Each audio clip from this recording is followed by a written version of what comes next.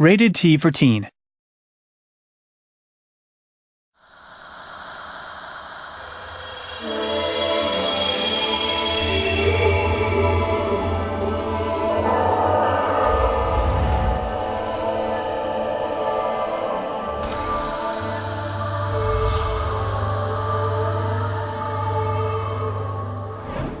I had read a book called Journey to the West, which is a 400-year-old Chinese novel.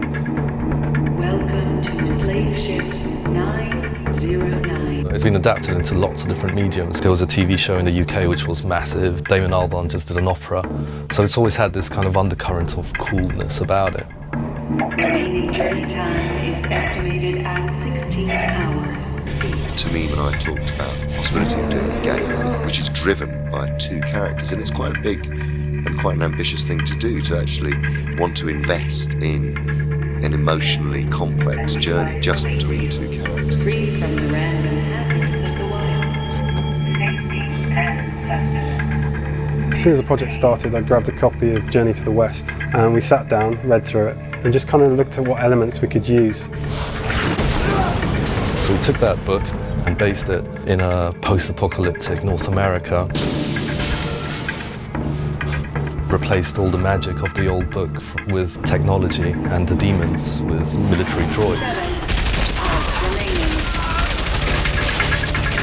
There are going to be many games in the future, in the next 5 to 10 years, I think, which, as I say, they'll stop just being classified as games. They'll stop being, and films will stop being classified as films, and they will be events. No matter how hard we've been trying to make stories work, they're at the level of B movies compared to the best movies. So we wanted to kind of attempt to bridge that gap. So it was an immense challenge, but we had a terrific writer, Alex Garland, who came on board. He's done some great books and films, The Beach, 28 Days Later. We actually sat down with Alex through a series of workshops. So we got the main story arc going, we decided what locations we were going to use. We would work through the story and the level designs together. Strung together this road trip, effectively. When I originally agreed to do this project, it was actually to come on board as a director, and then some way down the line, I was looking at some artwork and saw the original drawings for Monkey and thought, actually, that'd be quite a cool character to play. The other character is Trip, and she grew up in a community that her father set up. I absolutely see some of myself in Trip. I mean, it's certainly in a different medium, but I still really am her. So the journey actually begins with both Monkey and Trip captured on a slave ship. Trip escapes at the beginning. In the process of escaping, she actually shorts the whole system and causes it to crash. Monkey survives because he's so strong, so he punches and fights his way through. After the ship crashes, they both end up in New York. So she spots her main chance, who is this big brute. While Monkey's unconscious, Trip sticks this slave headband, which is used to control slaves, onto his head. You put this on me. Let me explain. Get this thing off, or I'm gonna rip your head off.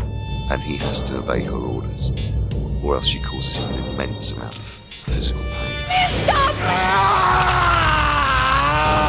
She does this because she knows that the city is teeming with inactive mechs. What she wants him to do is to take her back to her community, which she's been plucked out of. She's not doing it because she hates him. She's doing it because she has to. If I die, you die. Oh! And so they start this uneasy journey together.